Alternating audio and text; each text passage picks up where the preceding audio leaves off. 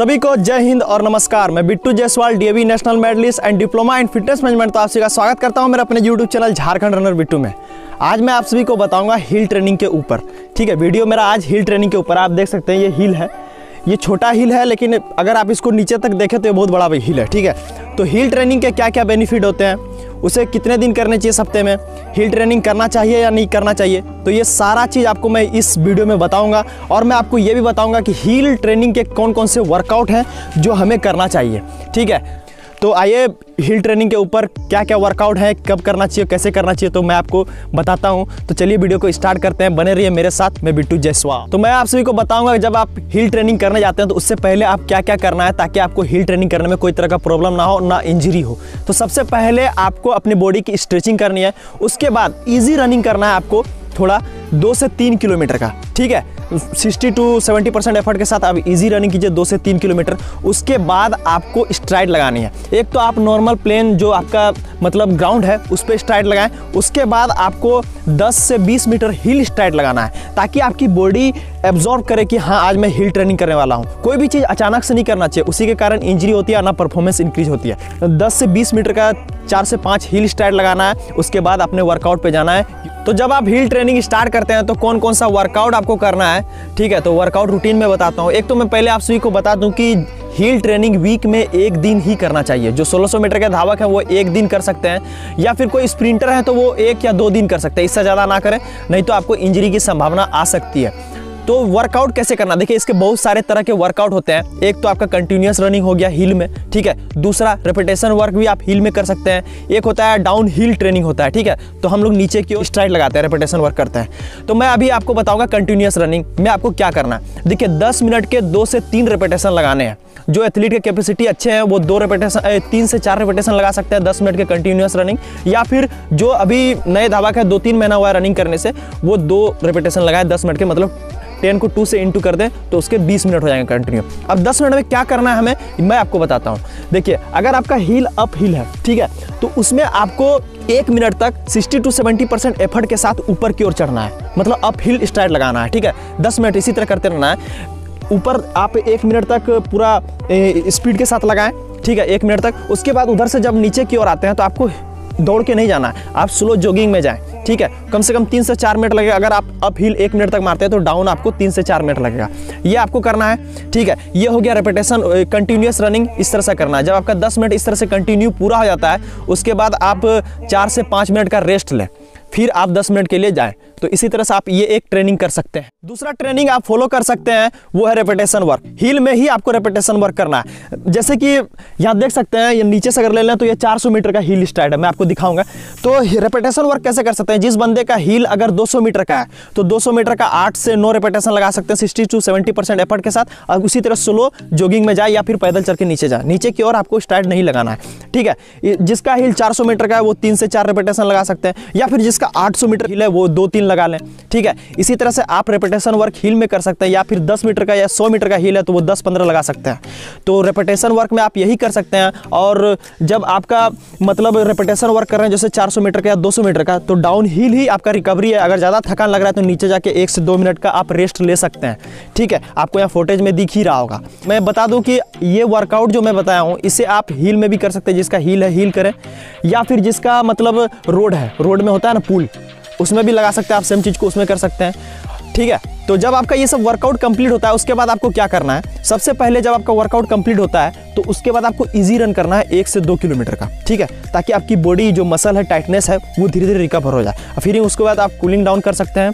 ठीक है, उसके बाद स्ट्रेचिंग और अच्छे तरह का डाइट लें। तो जब आप हिल ट्रेनिंग करते हैं तो उसमें आपको क्या क्या सावधानी रखना है और कौन कौन सी गलतियां नहीं करना है, मैं आपको बताऊंगा अभी। तो सबसे पहली गलतियां आपको क्या नहीं करनी है कि आपको खाली पैर हिल ट्रेनिंग नहीं करना है। ठीक है, अगर आप खाली पैर हिल ट्रेनिंग करते हैं तो उससे आपकी एंकल में प्रॉब्लम आ सकता है, फिर आपके घुटने में प्रॉब्लम आ सकती है, और बैक में भी प्रॉब्लम आ सकती है, और कई तरह के इंजरी आ सकता है। और बहुत सारे बंदे क्या करते हैं, जब वो हिल स्टाइल लगाते हैं तो अपने बॉडी को बेंड कर लेते हैं कुछ इस तरह से, और आगे की ओर स्ट्राइड लगाते हैं, उससे आपको कोई बेनिफिट नहीं होगा, ऊपर से आपकी बॉडी पोस्चर खराब होगी। तो जब आप हील ट्रेनिंग करते हैं तो अपने बॉडी पोस्चर को अच्छे तरह से रखें। ये जो नी है, घुटना, इससे आगे बेंड ना करें, इसके बराबरी में बेंड करें, ठीक है। ये चीज़ों का आपका ध्यान रखना है। और हाँ, जब आप हील स्ट्राइड लगाते हैं तो अपने जो पैर है उसको कैपेसिटी कीजिए कि ऊपर की ओर खोलने का, मतलब हाई नी एक्शन टाइप में हील लगाइए, तो उससे आपको बेनिफिट मिलेगी। और सबसे मेन, जब आप हील लगाते हैं तो नीचे से ऊपर की ओर, जब आपको बताया गया वर्कआउट में कि अप हील स्ट्राइड लगाना है, तो जब आप अप हील स्ट्राइड लगाते हैं तो उसमें आप अपने एफर्ट लगाइए 80 to 90%, जितना आपको बोला जाए कोच के द्वारा या जितना मैं बताया हूँ उतना आप लगा सकते हैं। फिर जब आप नीचे की ओर आते हैं, बहुत सारे बंदे क्या करते हैं कि वो नीचे की ओर भी मतलब स्पीड से जाने लगते हैं, ऊपर तो आए ही स्पीड से, नीचे भी जाने लगते हैं स्पीड से। इससे क्या होगा, आपको इंजरी आ सकती है और कई तरह के प्रॉब्लम हो सकते हैं। तो इसमें आपको ध्यान रखना है, जब आप अप हील स्ट्राइड लगा रहे हैं तो आपको स्पीड करना है, जब आप डाउन की ओर जा रहे हैं तो उसमें आपको जॉगिंग या स्लो वॉकिंग में जाना है। अब मैं आप सभी को बताऊंगा इसके एडवांटेज क्या है, मतलब इसके फायदे क्या है, ठीक है, बेनिफिट्स।